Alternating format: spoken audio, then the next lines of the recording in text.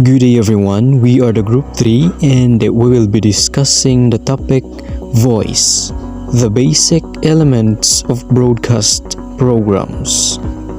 What is voice? Voice is a sound produced by vertebrates by means of lungs, larynx, or syrinx, especially sound produced by human beings. Literally speaking, voice is the sound coming out of your mouth. Metaphorically speaking, voice can also mean the way people express themselves. What is voice quality? Voice quality is a component of speech which gives the primary distinction to a given speaker's voice when pitch and loudness are excluded. It involves both phonatory and resonatory characteristics. Some of the quality of the descriptions of voice quality are harshness, breathiness, and nasality. Now, there are qualities of voice emphasized for broadcasters.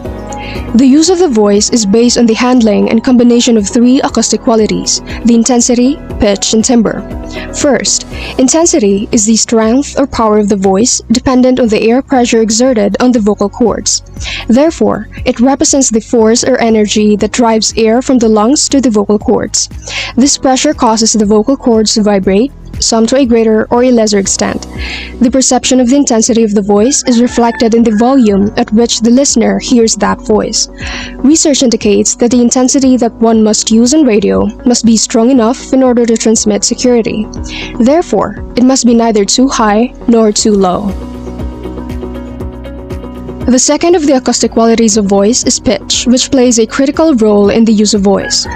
Pitch is the height or elevation of the voice determined by the number of times per second their vocal cords vibrate. If they vibrate many times per second, the tension is increased. The voice rises and is finally heard with a higher pitch. In contrast, fewer vibrations per second cause less tension in the vocal cords, hence the voice drops and is therefore duller. According to this, pitch is the voice quality that makes possible to classify sounds on a tonal scale for low to high pitch. According to research, the pitch of the voice on the radio must be low. Most people prefer this kind of voice because it arouses a greater sense of credibility, trust, and confidence. This is easily understood when the voice is compared to the high pitch, for example, of the voice of a child. Because high-pitched voices are associated with children, they produce a lack of confidence. For this reason, the majority of authors recommend using a low-pitched voice for radio messages, especially news broadcasts where credibility is one of the most valued qualities. The conclusion is that the voices appropriate for radio are those that have a low pitch, due to their feelings of safety and credibility that they arouse. Finally, timbre is the personality or color of the voice. It is the quality that enables us to distinguish a person just by listening to his voice. With respect to this quality, studies indicate that the most valued voices are those that have resonance, brightness, and clarity, because they are perceived as more important and thus more secure. In contrast, audience hates voices that are darker and less resonant. These are the same qualities that Rodriguez Bravo emphasized in his research that says, a good voice quality depends on how quiet and friendly the harmonious pitch of a voice a broadcaster has in order to get a sound that is relaxed and warm. In conclusion, with regard to the qualities of the voice, the audience prefers low-pitched voices, resonant timbres, and clear and strong intensities. Now let us talk on the four most important elements of your voice. While speaking is obviously different from singing, the sound of your voice remains an important part of effective speaking and can have a significant impact on how others view you. By focusing on four key elements, you can use your voice to help build your personal brand. The first thing to consider is resonance. Resonance is defined as the quality in a sound of being deep, full, and reverberating. Reverberation is important to your voice because at its root, your voice is a series of vocal cord vibrations. The way your voice sounds is going to depend on a number of factors, but where you resonate your voice is one of the most important. If you resonate your voice in your throat, you will sound muffled. Gravely think of this as the bass. If you resonate your voice in your nasal passages, you will sound nasally. Think of this as the treble. Ideally, you resonate your sound primarily in your mouth, balancing bass and treble. just as you can adjust your sound system to add a little bass or a little treble. You can also adjust your voice based on where you resonate your sound. As a way to hear and feel how you resonate your sound in your mouth, make an sound. You should feel your lips tingling. When you feel the tingling, say my or me, and think of discovering your center, your ideal balance point. The next one is relaxation. As you might expect, being too tense can have a significant effect on the sound of your voice. When you are tense, your throat becomes tight. When your throat becomes tight, your vocal cords get taut and vibrate with a different quality, like when you push up hard against something and your muscles become strained. Your voice becomes thin like a thread instead of rich like a ribbon. Your sound will be raspy and constrained, and your tone will be flat instead of round. One of the most common pieces of advice you'll get from supporters to help you relax is to take a big breath before you speak.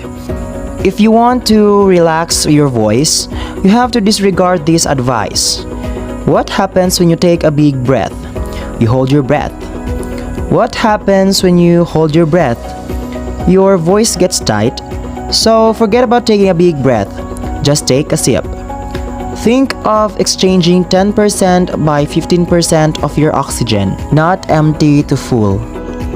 Now for the rhythm. Good rhythm is an essential part of a great voice. Simply put, you want to sound smooth, not choppy. One of the best ways to sound smooth is by extending your vowel sounds and sliding your words together. Now, to develop rhythm, move your arm across your body in a smooth manner as you speak. Focus on connecting your speaking with the flow of the movement. Notice how your vowel sounds extend naturally. Notice the full, rich sound you make as you concentrate on connecting. And now for the last elements of voice, we have pacing. So it is critical to add depth and dimension to your voice. You have to speak in short sentences and not long and complex sentences. When you speak in long and complex sentences, you tend to cram more words into one breath. It's like that advertisement for putting more clothes into a suitcase by sucking out all of the air. When you compress your sounds, you are fitting more words into a breath and sucking out the tone and color of your voice. So remember, pace yourself. Speak in short sentences supported by small breath. So by focusing on resonance, relaxation, rhythm, and pacing, you will be able to develop the voice you want to reflect your personal brand. While you might not create a signature as iconic as Susan Boyle, now you will create a rich that sound to your personal and professional success. Importance of voice on radio. Voice is an important thing for humans, for it is the medium used a lot for communicating, conveying ideas, emotions, personality, and messages. Voice on radio is a crucial element in communication. It is used as the primary instrument of transmitting explicit text, carries the entire meaning and affective dimensions that provides references. Each of our utterances of spoken language not only carries its own message, also through accent and tone of voice. This also speaks a lot as it emits a certain force or tug in the emotion of who is listening. In broadcasting, specifically in radio, sign languages and gestures doesn't work, not unless it has live broadcast, which the audience can see the actions of the broadcaster. That's why voice is a vital tool used in any broadcast programs, may it be on radio or television. Now moving on to the perception of the voice on the radio. Now, several of the studies conducted show that changes in the voice influence the perception that the audience has of the message. Now, their perception of the message is modified when the message is presented along with changes in the voice. Now, this fact is clearly demonstrated in one of the studies in which two models of real radio bulletins against two models developed with the correct use of voice. Now, in the models developed with the correct use of voice, it is for programs with a correct model of presentation expressed by male and female voices. The assessment yielded a safe, enjoyable, compelling, quiet, or calm.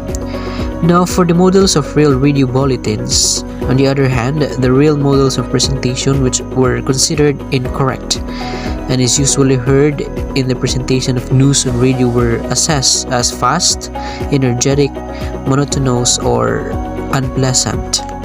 In addition, several studies on the use of voice on radio show that natural presentation is a key factor in correct and pleasant radio presentations. The studies place significant value in a voice presentation that is natural as possible. In the study, the audience hates the exaggerations. At the same time, the audience argues that a natural presentation is their preference because when the presentation is done otherwise, they lose the message content and depart from optimal understanding of the text transmitted.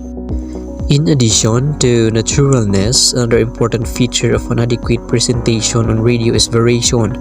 Now, it was observed that there is one flaw the audience does not tolerate under any circumstances, and it is a boring presentation. Now, it is reflected in the existing literature which states that monotony, or defined as boring or lack of variety and interest, is the worst feature that can be attributed to a broadcaster. And in the study of prose and poetry presented to listeners in two ways, one with a normal intonation and the other with a monotonous intonation, and it was demonstrated that monotony leads to a loss of comprehension. It is according to Bollinger in 1989. Studies have determined that compared with a monotony voice, continuous variations in the speed, strength, quality, and pitch of the voice can generate greater attention from the audience.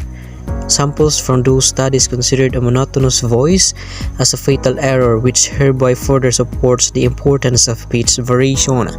Now, this includes that effective transmission of the message is lost completely when the attention of the audience is not captured. A more dynamic speech, one that is not sleepy, is preferred over a linear presentation that is so boring that it causes the audience to lose interest and fail to pay attention to content of the radio message. Now, in short, the audience is aware of and is influenced by variations in the different elements of voice in their perception and understanding of the message. And that will be all for the topic voice. Thank you and God bless everyone.